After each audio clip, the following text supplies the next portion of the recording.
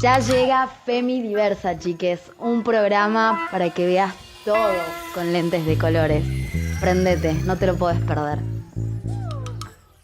Buena gente, buenas, acá como siempre Yulai, de este lado del mic. ¿Ustedes desde dónde nos escuchan? Bueno, siguiendo la línea del programa anterior con Noé y Sama, las violencias contra las mujeres muchas veces... Hoy vamos a hablar sobre distintos tipos y modalidades de violencia que prevé la ley 26.485.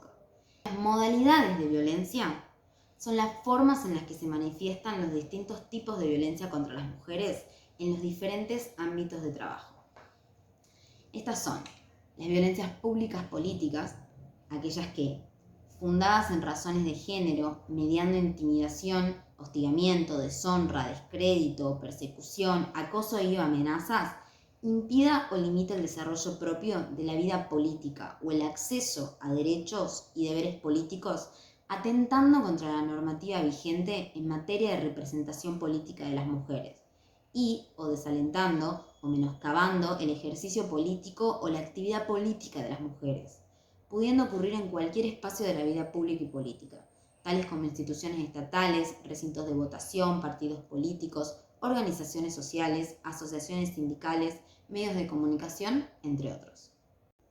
Para eso tenemos una invitada especial, Marieta Ureña Russo.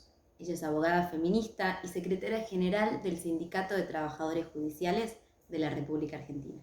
Hola Marieta, bienvenida a nuestro programa, ¿cómo estás? Muchas gracias, muy bien, estamos muy bien, por suerte. Bueno, me alegro mucho y nada, te invitamos porque queríamos hacerte un par de preguntitas sobre el tema de violencia de trabajo. ¿Qué te parece si empezamos? Dale. Primero que nada, queríamos preguntarte cuáles son las violencias en el trabajo que prevé la ley 26.485. ¿Cuáles son las más frecuentes? Bueno, voy a hablar del trabajo en general y sobre todo de mi ámbito laboral, que es el Poder Judicial, el Poder Judicial de la Nación, donde tenés una situación hay una violencia simbólica que aparte está muy arraigada dentro de lo que es la estructura del Poder Judicial. Vos hablás incluso con compañeras o con juezas o con secretarias, y cuando vos planteás alguna situación porque te parece que es algo chocante lo que está pasando, porque ves que es una situación violenta, la respuesta es: siempre fue así, acá siempre fue así, esto siempre se hizo así. Entonces se aceptan prácticas que realmente son muy abusivas. Hay un cambio cultural que se lo necesita trabajar y que es muy especial, porque aparte la estructura del Poder Judicial es una estructura vertical. Hay cosas que están determinadas, el poder del juez, sobre todo en las provincias del norte, del NOA, del NEA, donde los jueces federales aparte son semidioses. Entonces, yo entré a trabajar chica al Poder Judicial, tenía 23 años, y había prácticas que a mí me parecían, no sé, ¿dónde estoy? Esto no debería ser así. Las mujeres teníamos un código de vestimenta, teníamos que tener una forma de saludar. Había algunos magistrados que hacían chistes sexuales y mis compañeras se tenían que reír. Ay, no. O cuestiones que generan vergüenza. También se lo ve en el tema de la distribución de tareas.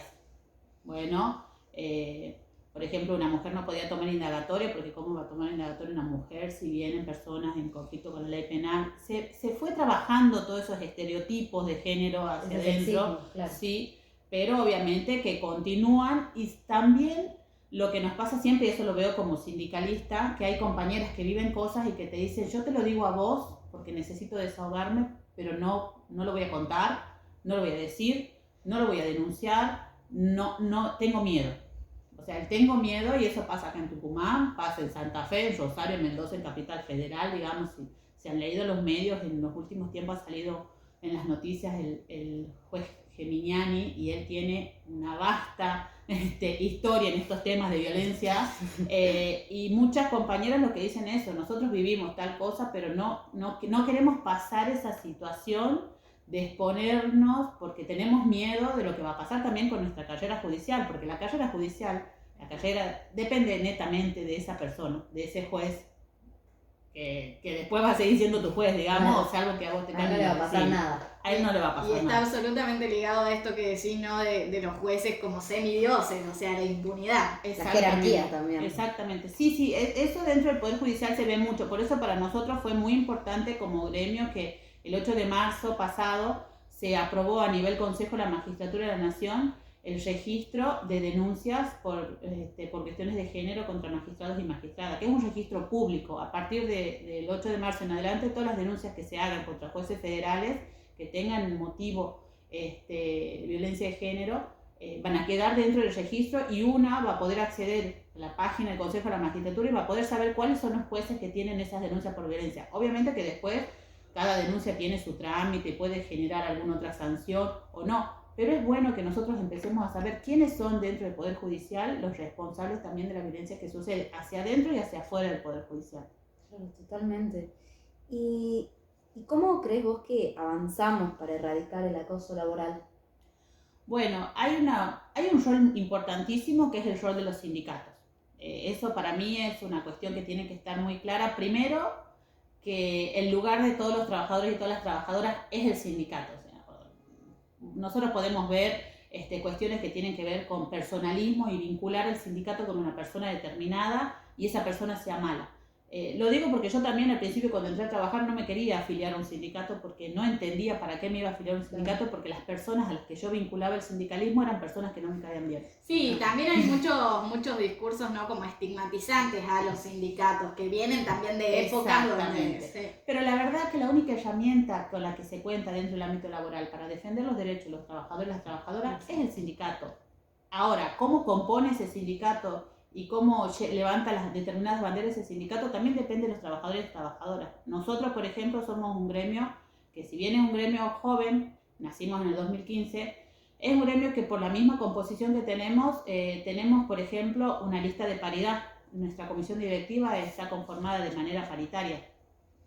Y dentro de la agenda sindical están las cuestiones estas que tienen que ver con lo que vos preguntás. Por ejemplo, nosotros, a este registro que te mencionaba recién, si bien no fue algo que nació de Citrajo porque fue un cumplimiento de una sentencia que se la condenó al Estado Nacional por el caso de Olga Díaz, nosotros lo que hicimos es primero darle difusión, pero después presentamos, por ejemplo, la licencia por violencia de género, que dentro del Poder Judicial de la Nación no existe. Entonces, ¿qué hacen mis compañeras de trabajo? ¿Mis compañeros de trabajo sufren violencia? Sí, sufren violencia. ¿Qué hacen cuando tienen que ir a denunciar o cuando no pueden venir a trabajar porque están moreteadas o porque están quebradas psicológicamente? Mienten, presentan una licencia psiquiátrica, presentan otros tipos de licencias, mienten su realidad. Qué horror. ¿Por qué? Porque el empleador no reconoce una licencia que sabe que existe, porque imagínate, el Poder Judicial, nosotros atendemos los casos que tienen que ver con la violencia, Sí, entonces es una cuestión ilógica, ¿no? Vos estás sabiendo que estas cuestiones vienen porque las tenés que resolver. Y no vas a aceptarlas dentro de tu propio deseo. Claro. Es toda una contradicción, ¿no? Pero bueno, en eso está el sindicato, esa es la función también, sembrar hacia adentro del Poder Judicial. Nosotros trabajamos mucho en lo que son hablar con nuestros trabajadores y trabajadoras, hacemos cursos de nuevas masculinidades, hacemos cursos de introducción a la perspectiva de género. ¿Por qué? Porque tampoco es que todas nacimos feministas, ni siquiera, o sea, no nacimos feministas, nos vamos formando y vamos formando junto con nuestros compañeros y compañeras y tratamos de llegar también a magistrados y a magistradas, porque sabemos que es un todo, digamos, y sabemos también que el Poder Judicial tiene un rol hacia adentro que nosotros vivimos, pero un rol hacia afuera que es muy palpable y que es cómo responde cuando hay una situación de violencia dentro de la sociedad y las víctimas vienen hacia el Poder Judicial, digamos. Entonces, en eso también nosotros tratamos siempre como que sea no puede ser el Poder Judicial feminista o no puede haber una reforma judicial feminista si no hay primero un Poder Judicial democrático. Total, porque no se pueden implementar en términos reales. Entonces, en la selección de jueces, en que en el ingreso democrático se aplique, pero que también se tenga en cuenta la formación en género de esos nuevos agentes hacia dentro del Poder Judicial, porque la sociedad lo necesita en todas partes, no lo necesita solamente en el juez que va a resolver un conflicto por violencia, lo necesita también en vos, empleada de mesa de entrada. ¿Cómo vas a atender a ella cuando te viene? ¿Cómo la vas a recibir? ¿La vas a atender como, ay, ahí viene la loquita aquella que anda a saber qué ha hecho y le pegó el mal? No. Entonces, es un todo lo que hay que trabajar y en la agenda sindical es algo que tiene que estar bien presente. De ahí en más, depende mucho de cada lugar. Se necesitan en algunos casos protocolos de atención, visibilización, acompañamiento, saber que va a tener un resultado. Miren, el año pasado en Tucumán se elevó a juicio una causa que no tuvo mucha difusión, que es, se procesó a un funcionario del Poder Judicial Federal de Tucumán por acoso sexual contra 2 víctimas trabajadoras del Poder Judicial. Esa causa está ahora elevada a juicio. En el desarrollo de esa causa atestiguaron un montón de personas, incluso personas que uno, cuando leía el testimonio, decía, esta persona también es una víctima, porque lo que ha vivido, y algunas las habían vivido cosas hace 10 años. Obviamente también venían los testigos que decían, bueno, sí, el gordito era gracioso, y te pasaba, y bueno, sí, no se daba cuenta que te apoyaba, o sea, naturalización, claro, pero a full, digamos. Sí, minimizando la gravedad. Pero esa situación había vivido en una oficina más de 10 años. Ahora, ¿es una situación excepcional? No. Lo que pasó ahí fue que hubo una mujer que se animó a denunciar y que se van con las consecuencias de denunciar, también lo digamos. Hubo personal dentro de la fiscalía que recepcionó la denuncia y que quiso llevar adelante la investigación y que se tomó su tiempo y que hizo la escucha. No por nada la secretaria que lo llevó al trámite de la causa, también una compañera, una mujer feminista, o sea, como que es un camino que se va abriendo. Tiene que haber, claro, un círculo de contención, Exactamente, sí, totalmente. Y si nos querés contar un poco, sabemos que el año pasado en Argentina se ratificó un convenio importante con la UIT. Si nos podés contar un poco sobre eso. El convenio 190 de la OIT. La verdad que nosotros el año pasado, esto fue antes de la pandemia, la apertura de sesiones, el presidente ahí dijo, vamos a ratificar este año el convenio 190, y para nosotros es algo muy importante porque dentro del ámbito sindical es algo que se venía trabajando desde lo que se llama la intersindical contra la violencia en el ámbito laboral.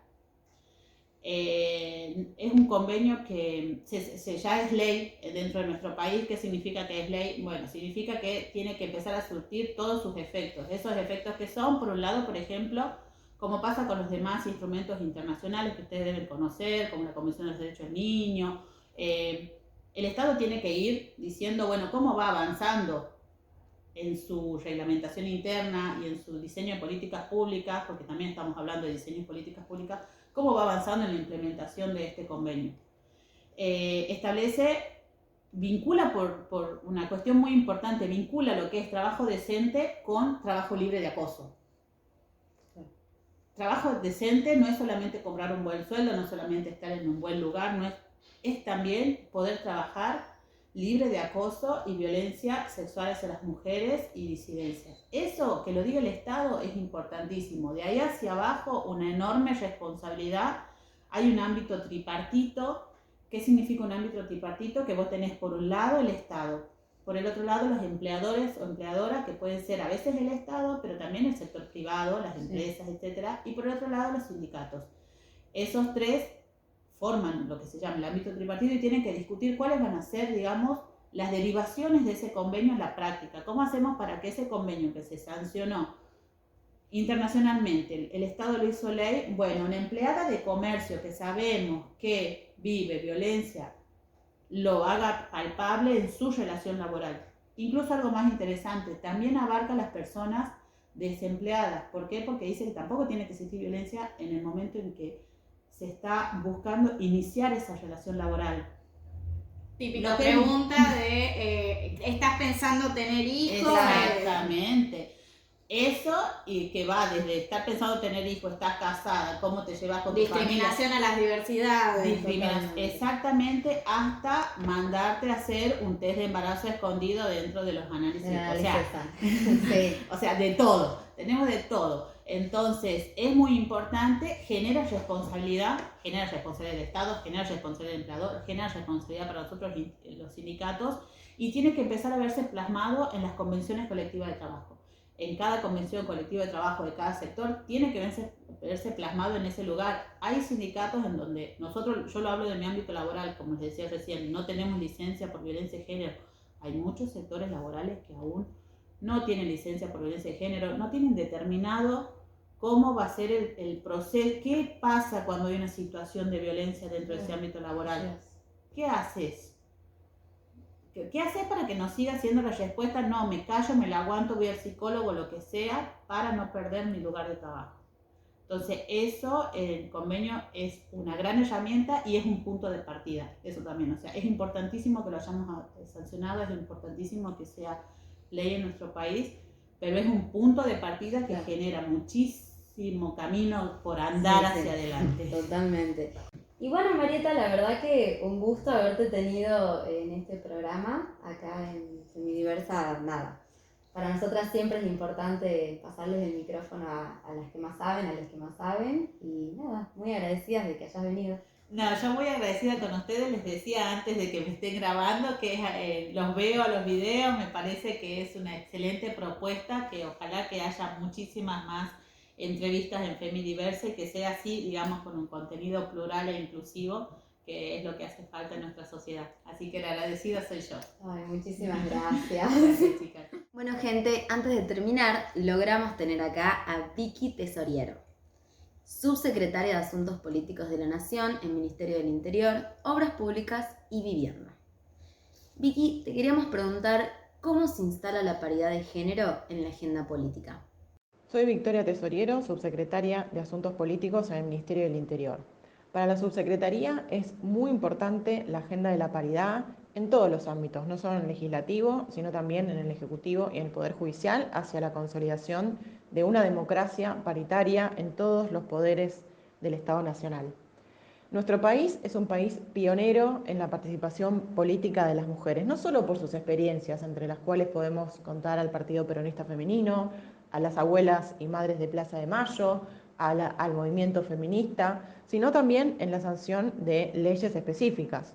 En 1991, Argentina fue pionera en la sanción de la ley de cupo, que establecía un mínimo del 30% en los cargos del legislativo. En 2017, Argentina avanza con la ley 27.412 de paridad de género en ámbitos de representación política, que establece que las mujeres tenemos el derecho a tener el 50% de los cargos en el ámbito legislativo nacional. Esto es un avance enorme. Solamente en el cono sur, Bolivia y Ecuador tienen paridad.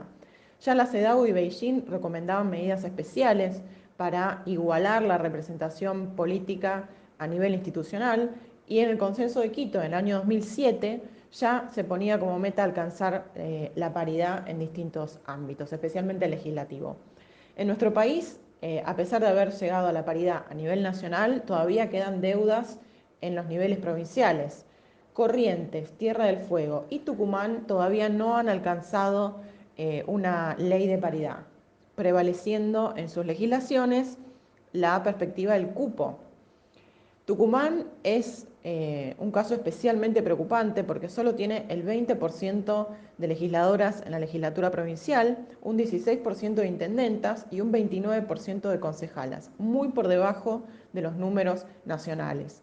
Los partidos nacionales, las afiliadas de los partidos nacionales, especialmente el PJ y la UCR, que son los dos partidos más históricos en nuestro país, tienen una mayoría de mujeres, un 53% de afiliadas. Esto quiere decir que las mujeres participamos más en los ámbitos políticos. Lo que nos cuesta es llegar a los cargos de decisión. Esto tiene que ver con limitaciones estructurales de la cultura patriarcal que vivimos, con las cuestiones de cuidado, la violencia política, distintas cuestiones que dificultan el acceso a cargos. Por eso es fundamental la sanción de leyes que puedan igualar nuestra participación. La paridad es una agenda de igualdad. Es muy importante militarla a partir de armados transversales con compañeras de todos los espacios políticos, que podamos hacer una presión para que estas provincias avancen hacia legislaciones más igualitarias. Por supuesto que desde el Ejecutivo también estamos sugiriendo a esas provincias que avancen en leyes de paridad. La paridad es el piso mínimo que necesitamos. Eso tiene que quedar claro, que es nuestro piso, porque hoy las mujeres participamos ampliamente como dije antes, en los partidos políticos, en las organizaciones sociales, en las organizaciones políticas, y eso se tiene que reflejar en la estructura institucional. Bueno, desde ya, muchísimas gracias por tu aporte. Vicky, siempre es un lujo escucharte. Bueno, Yuray, te robo la palabra para hacer este cierre y agradecer como siempre a las invitadas que estuvieron hoy, unas invitadas de lujo, agradecer a la producción que siempre se luce, agradecerte a vos que seguís del otro lado, siempre al pie del cañón, y decirte que esta es solo la primera parte de Violencias en el Trabajo. La semana que viene vamos a tener a Eli Gómez Alcorta, ministra de las Mujeres, Género y Diversidad, así que un lujazo, gente. Y la vamos a tener a Agostina Zuli, integrante de la Fundación y estudiante de la carrera de Economía en la UNT. Así que no te lo podés perder y bueno, gente, nos vamos a la lucha.